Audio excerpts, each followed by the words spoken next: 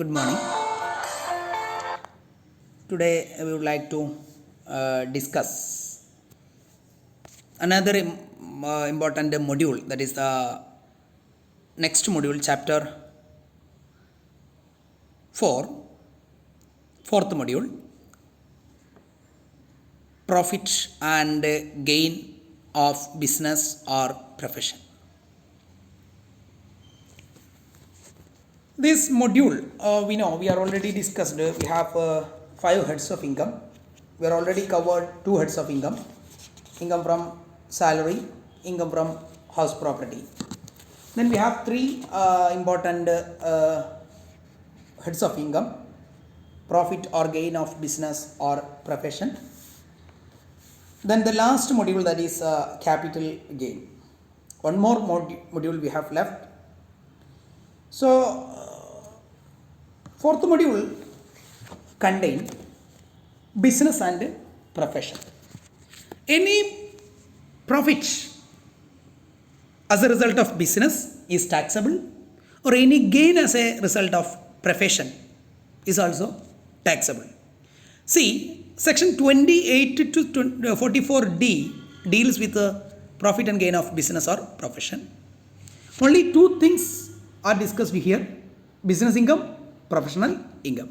How to calculate business income, how to calculate professional income for tax purposes. Section 28 onwards, this deals up to 44D. So some basic concepts we would like to discuss here. First one, what is meant by business? All these are probable question for your exam. Business means, we are already learned what is meant by business. In our income tax point of view, business includes any trade, commerce or manufacture, or any adventure or concern in the nature of trade, commerce or manufacture. For tax purpose, business includes any venture with the aim of making profit. So this is a very important point. Profit making is the crucial objectives.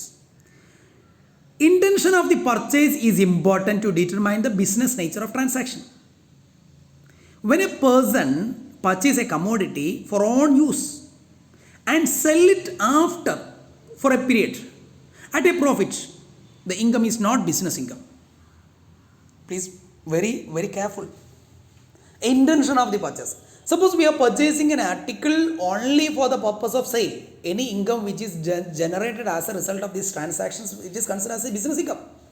Suppose we are purchasing a car for our own use, or a motorcycle, or a whatever nature, whatever article or whatever goods we have purchased for our own use. Our purchase intention is to use or consumption. After 5 years, we would like to sell it. Suppose we are purchasing it for a 1 lakh rupees. We are selling it out after 1 year or 5 year for 1 lakh 5,000 or 1 lakh 2,000. So 2,000 is the direct profit from the transactions. So this profit is not considered as a business income, only because of the intention of purchase is not business. Okay. The next one, what is meant by profession? Section 2 subsection 36 of the Income Tax Act define profession means those activities for which specialized knowledge and intellectual skill or manual skill are required are called profession. Just we are discussed in our previous +1 or +2 lessons, business or profession, etc., etc. It's a specialized branch of knowledge that requires some personal skill or special skill or scientific skill. That's called a profession. The work of a doctor or a lawyer or an architect or chartered accountant, whatever may be the nature, is called a profession. Any income which is generated as a result of this professional practice, that is called a professional income. Income from profession is as well as from vocation or assessed under this head. Vocation includes all those activities performed to earn livelihood, like self-employment ventures. For example, dancing or cinema professionals, they are professionals. Musicians or some artists, fine arts, like that, etc., which do not require professional skills. Okay, even though which do not require professional skill, the income, any income which is generated as a result of these professional activities, that is assessed under this head. Okay. The next method of accounting. Suppose we are dealing with the business income. we are recording it in a systematic manner. That is called accounting. We have two methods of accounting. It's not I would not like to discuss in detail here, only because of you are all learned in our financial accounting or corporate accounting method of preparation of a profit and loss account or business balance sheet, etc., etc. Even though we have two method of accounting: cash system of accounting, mercantile system of accounting. These two methods are recognized methods. Cash system means accounting which is payment receipts are recorded during the period they are received, and expenses are recorded in the period in which they are actually paid. That is called cash system of accounting. Simple meaning. Recordings are based on the receipts and payment. Okay. Mercantile system of accounting means expenses are recorded, incomes and expenses are recorded on accrual basis. That is called mercantile system of accounting. All of you are, I think all of you have familiar these methods. I think in your previous classes, financial accounting or corporate accounting, it has discussed. The next another important terminology which is used in particularly used in accounting, that is depreciation.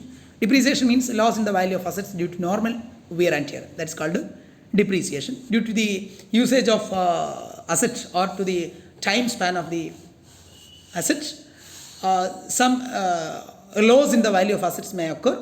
The difference is called, or the loss is called, depreciation. Rate of depreciation means rate means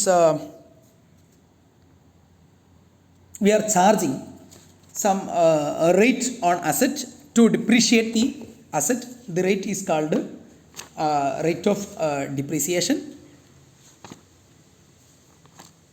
Then there are two methods of depreciation, that is straight line method and return on value method. These two things that you know very, very well. Straight line method is applicable only for concerning generation and distribution of power. That is particular aspects. Other methods we have, that is return on value method. You know the difference between straight line method and return on value methods. So all of you please go through these two concepts, return on value method and straight line methods. Okay. So that's all about today's discussion. So my humble request, all of you please go through the basic terminologies related to financial accounting. I will give some of them. First one, that is what is meant by accounting, what is meant by cash system of accounting, what is meant by mercantile system of accounting, what is meant by accrual system of accounting, both are same. Then what is meant by depreciation, what are the types of depreciation, what are the difference between straight line method and return on value method, and all these things, all of you please go through the subject material, particularly in financial accounting or corporate accounting. So thank you.